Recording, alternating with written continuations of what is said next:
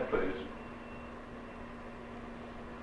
Automatic control has got it.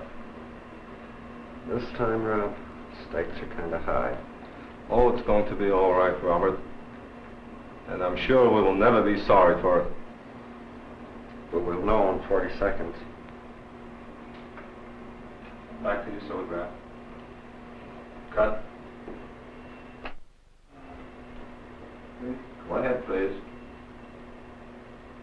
The automatic control's got it. This time round, stakes are kind of high. Oh, it's going to work all right, Robert. And I'm sure we'll never be sorry for it. Well, in 40 seconds, we'll know. Cut. Go ahead, please. The automatic control's got it now. This time, Rob, the stakes are pretty high. It's going to work all right, Robert. And I'm sure we'll never be sorry for it. Well, we'll know in 40 seconds. There we are. Cut. Did I cut? Control has it now. This time, Rob, the stakes are really high. It's going to work all right, Robert. And I'm sure we'll never be sorry for it. Look at you, Silver. Cut.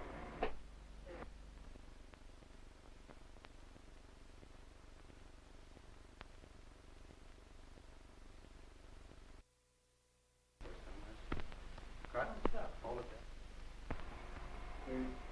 Go ahead. Here it is, General Groves. Plutonium. Well, that's the first I've ever seen.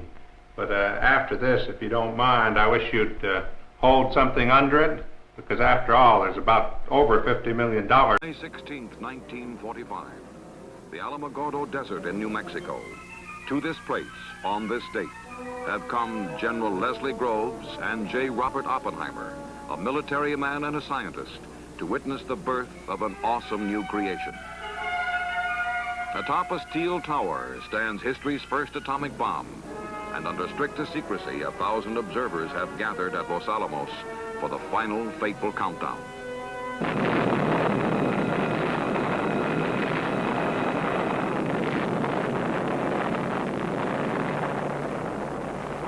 Later, General Groves will speak of the climactic moment when mankind entered the atomic age.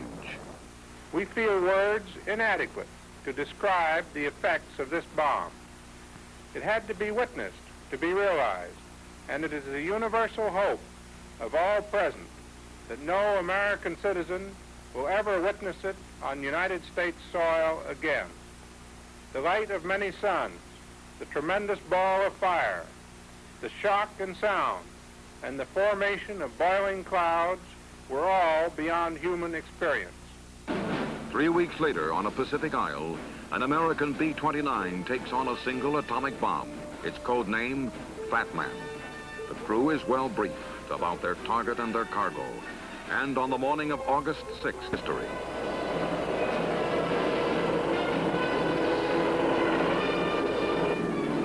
The mission underscores dramatically the words of H.G. Wells. Human history is more and more a race between education and catastrophe. Target city is Hiroshima, population 310,000. Under a clear summer sky, Hiroshima cannot know nor dream that its tragedy will mark the beginning of the end of World War II. 8:15 a.m., the bombardier releases his deadly atomic device.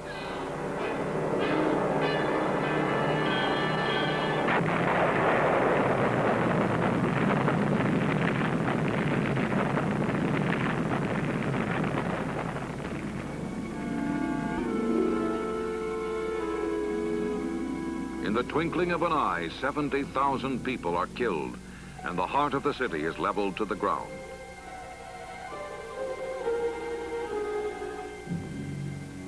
Weeks pass before the dazed survivors in the stricken city know what has happened to them.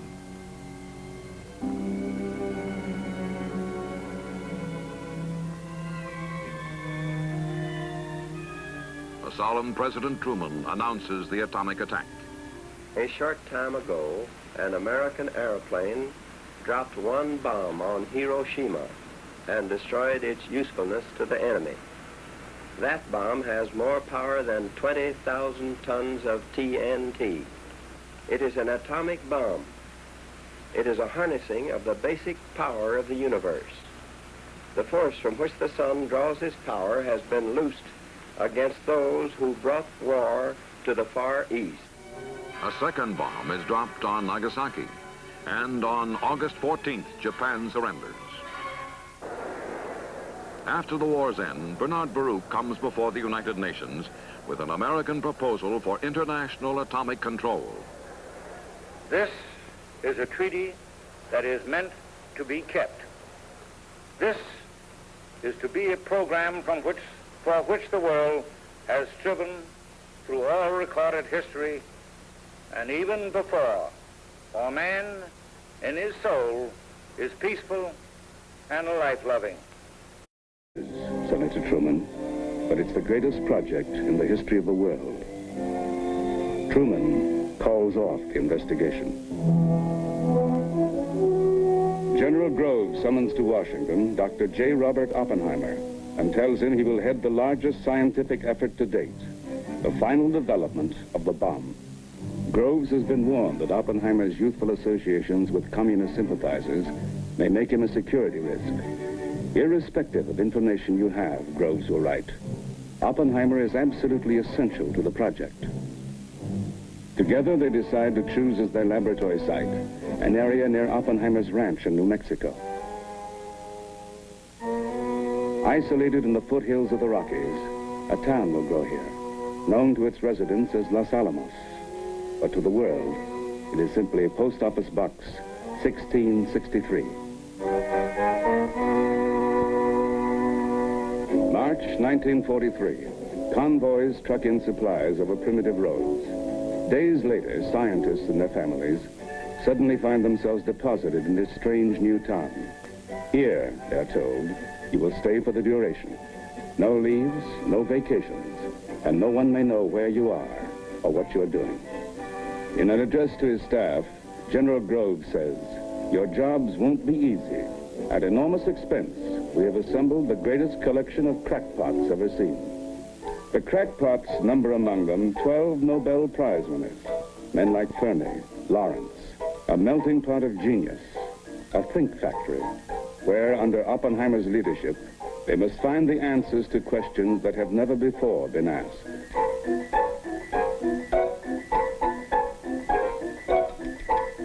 Men like Edward Teller once estimated that it would take 20 years to perfect a bomb. The time allotted the Manhattan Project is barely 2 years.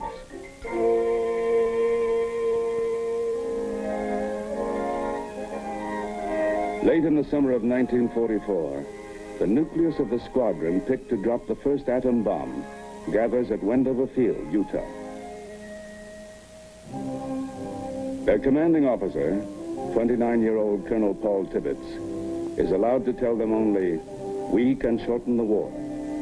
Their orders are simple. Minus 10 seconds. 9, 8, 7, 6, 5, 4, 3, 2, 1, now.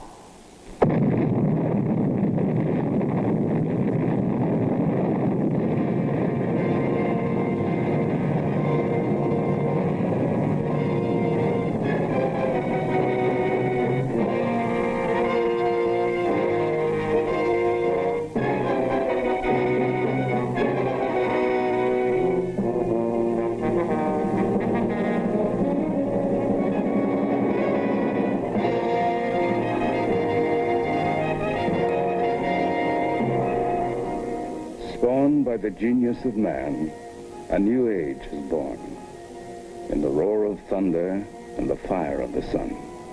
In this instant, Robert Oppenheimer recalls a passage from a sacred book of the Hindus. I am become death, the shatterer of worlds.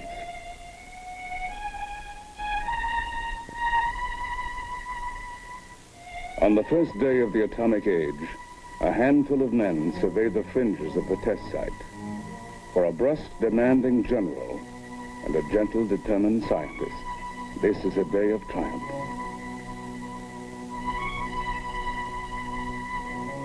And at Los Alamos, a night of celebration, for Enrico Fermi and Edward Teller, a 6-year struggle has ended. Hands were on the switch, and then I could hear the timer counting 3, 2, 1. All of a sudden, an incredible flash of light illuminated everything many, many times brighter than sunlight does in New Mexico at noon on a bright day. Many miles of the desert were completely blinding, and so I actually lost my vision for a few seconds.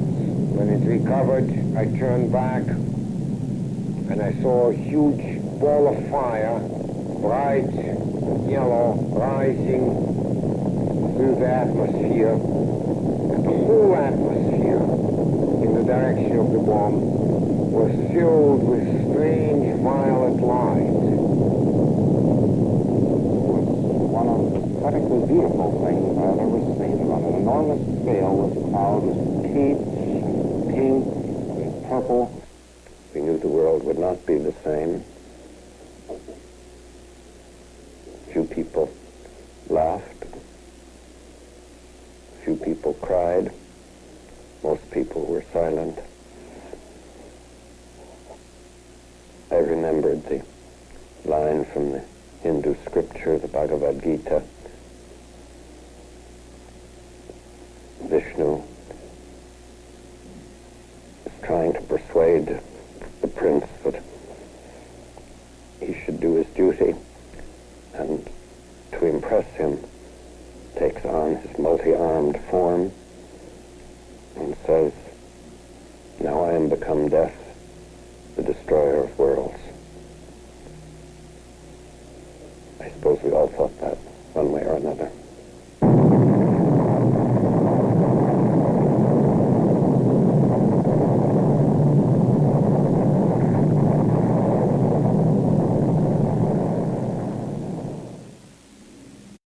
Was told for the first time of a top-secret project. In 1941, American scientists, led by Albert Einstein and J. Robert Oppenheimer, had convinced President Roosevelt that America should try to develop an atomic bomb. 3.5 years later, work was nearly completed on the most destructive weapon the world had ever known. On July 16, 1945, in the desert near Alamos, New Mexico, the first atomic bomb was tested.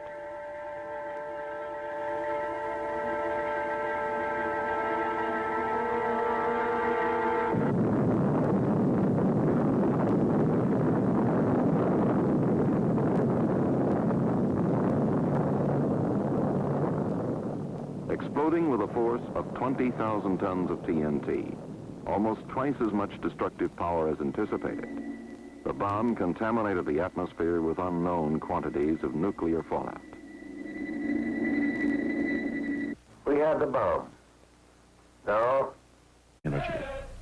Fearing that Germany might develop the bomb first, Roosevelt organized a study commission which led to the War Department's top-secret Manhattan Project. It was composed of some of this country's greatest scientists: Niels Bohr, Enrico Fermi, J. Robert Oppenheimer.